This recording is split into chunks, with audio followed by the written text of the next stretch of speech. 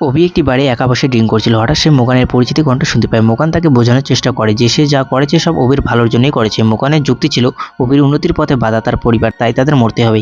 অভি তাকে থামানোর চেষ্টা করলেও মোগান জানায় অনেক বেশি দেরি হয়ে গেছে, কারণ তার অন্য আরেকটি রোবট ইতিমধ্যেই হাসপাতালের দিকে রওনা দিয়েছে। অভি পালানোর চেষ্টা করলেও মোগান তাকে আটকে দেয়। উপায় না দেখে অভি প্রেমের অভিনয় শুরু করে। সে মোগানের রূপের প্রশংসা করে, তাকে অন্যমনস্ক করে দেয় এবং সুযোগ বুঝে তার শরীরের প্রধান এনার্জি কোরটি উপড়ে ফেলে। অন্যদিকে হাসপাতালে মা করিডোরে অদ্ভুত শব্দ শুনে পরীক্ষা করতে যান। মেয়ে তার মাকে খুঁজতে বের হয়ে দেখে চারিদিকে লণ্ডভণ্ড অবস্থা, রোবট ডাক্তাররা নিতর হয়ে দাঁড়িয়ে আছে। হঠাৎ সেখানে মোগান হাজির হয়।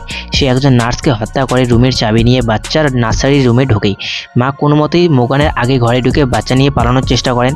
মোগান ঘরে এসে কাউকেই দেখতে পায় না, কিন্তু মেঝেতে পড়ে থাকা রক্তের দাগ দেখে সে বুঝে যায় তারা খুব কাছেই আছে। মোগান ধীরে ধীরে সেই রক্তের দাগ অনুসরণ করে এগিয়ে যেতে থাকে। শেষ মুহূর্তে মা দুই সন্তানকে নিয়ে স্ট্রেচারে করে জানলা দিয়ে পালিয়ে একটি অ্যাম্বুলেন্সে গিয়ে ওঠেন, কিন্তু গাড়ি স্টার্ট দেওয়ার আগেই মোগান তাকে টেনে বাইরে ফেলে দেয়। অসুস্থ শরীর নিয়ে মা রোবটের দানবীয় শক্তির সাথে পেরে উঠছিলেন না। মোগান যখন তাকে শেষ আঘাত করতে যাবে তখনই অভি তার গাড়ি নিয়ে ঝড়ের গতিতে এসে মোগানকে ধাক্কা দেয়। সবাই যখন ভাবছিল বিপদ কেটে গেছে, তখনই দুমড়ে মুচড়ে যাওয়া গাড়ির নিচ থেকে জম্বির মতো বেরিয়ে আসে মোগান।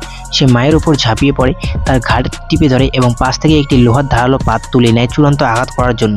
অভি পেছন থেকে মোগানকে আটকানোর চেষ্টা করলেও লাভ হয় না। একদম শেষ মুহূর্তে মা হাতের কাছে পড়ে থাকা একটি লোহার বড় কুড়িয়ে নেয় এবং সরাসরি মোগানের মাথায় গেঁথে দেয়। মোগানের সিস্টেম চিরতরে শাটডাউন হয়ে যায়। পরদিন সকালে পরিবারটি নিরাপদ থাকলেও রোবট কোম্পানিতে আতঙ্ক ছড়িয়ে পড়ে। ইঞ্জিনিয়াররা যখন সিস্টেম অন করে তা দেখতে পায় সব রোবট অকেজো হয়ে দাঁড়িয়েছে, কিন্তু পর্দার আড়ালে মোগানের ভাইরাস তখন সক্রিয়। আর শেষ দৃশ্যে দেখা যায়